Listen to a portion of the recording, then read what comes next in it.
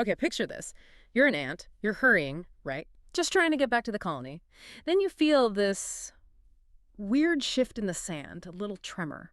And suddenly, bam, the ground just vanishes beneath you. You're not walking, you're sliding into this perfect funnel of sand. And before you even know what's happening, giant jaws snatch you up. Terrifying. That is the signature move of the antlion. And yeah, terrifying is the right word. People hear antlion and think maybe myth, but no, it's very real. It's an insect family, Myrmeleondidae. We're talking over 2,000 species here, mostly in hotter, drier places globally. Real specialists. The name itself, antlion, it's ancient Greek, isn't it? So direct. Ants are basically their main course. Like you said, the zebras to the antlion's lion. But it's not brute force like a lion. It's engineering, physics, patience. It's pretty brutal. Exactly. And that's what we're diving into today. The genius, really, behind that infamous trap. We'll get into hunting methods, which are, frankly, a bit bizarre. And then there's this incredible transformation it goes through. It's a whole masterclass in extreme adaptation. Okay, let's start with the larva, because that's the killer everyone knows, right? It's the predator, sometimes called doodle bugs. They look kind of hairy, subterranean. And those jaws. Gigantic killing utensils is how one source put it.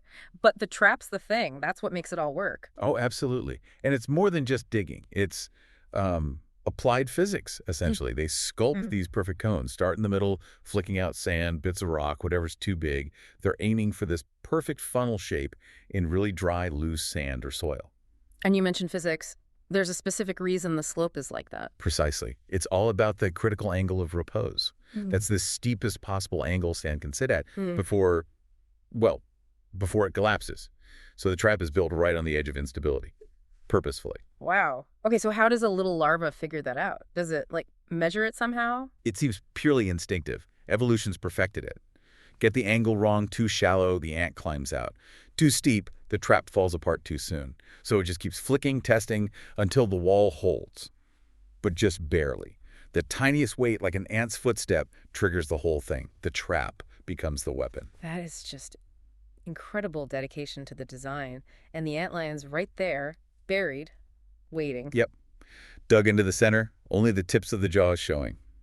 Patient. It's the ultimate ambush predator setup, relying on that engineered instability. And then the ant steps in. And the walls just give way. It's like a sand slide straight down towards those jaws. But what if the ant tries to scramble out? It's not just passive, is it? No, not at all.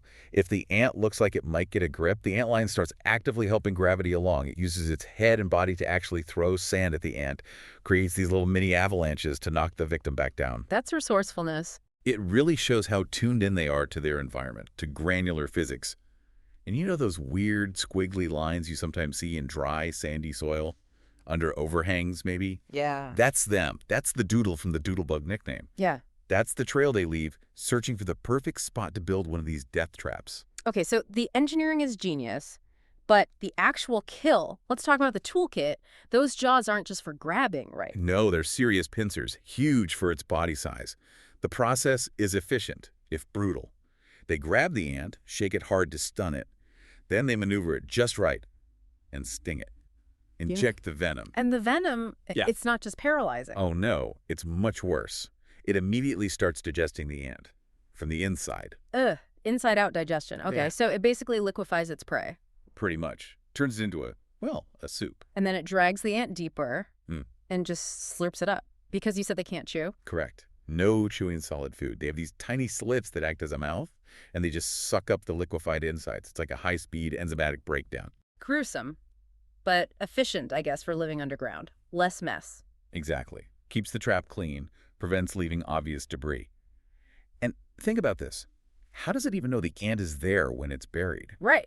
It's totally hidden. Is it sound? The vibrations. It's all about seismic sense. Its body, especially the mandibles, are covered in these incredibly sensitive hairs.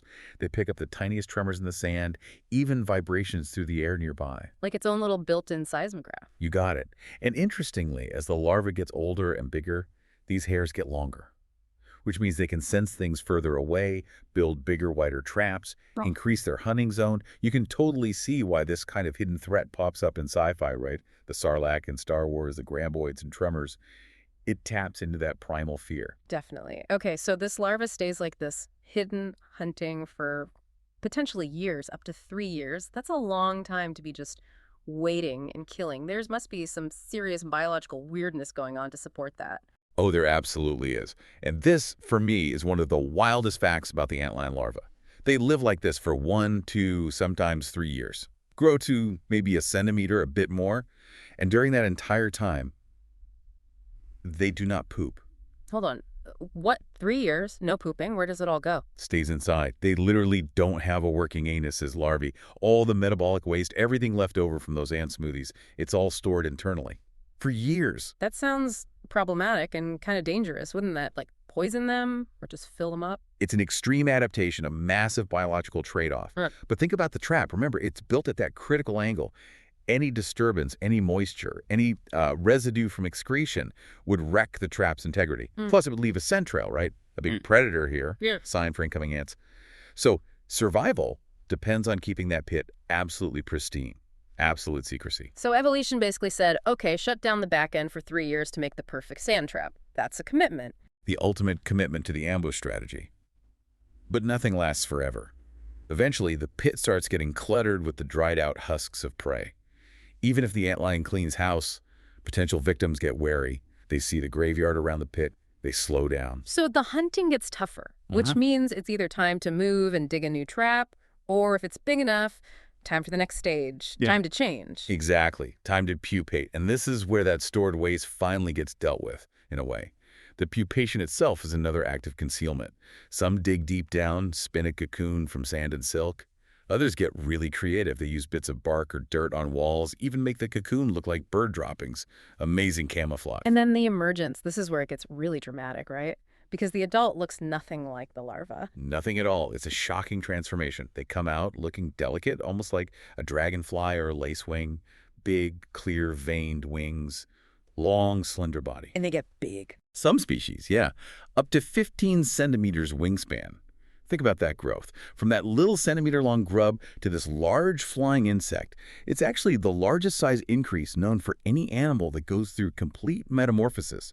All that stored energy, all that deferred waste, it fuels this massive final growth spurt. So the adult, is it still a terror? Still got the killer instinct? Not even slightly. The adult antlion is much chiller. That's the word. It's shed the whole predator lifestyle. It feeds on nectar, pollen, flies around mostly at dusk or night.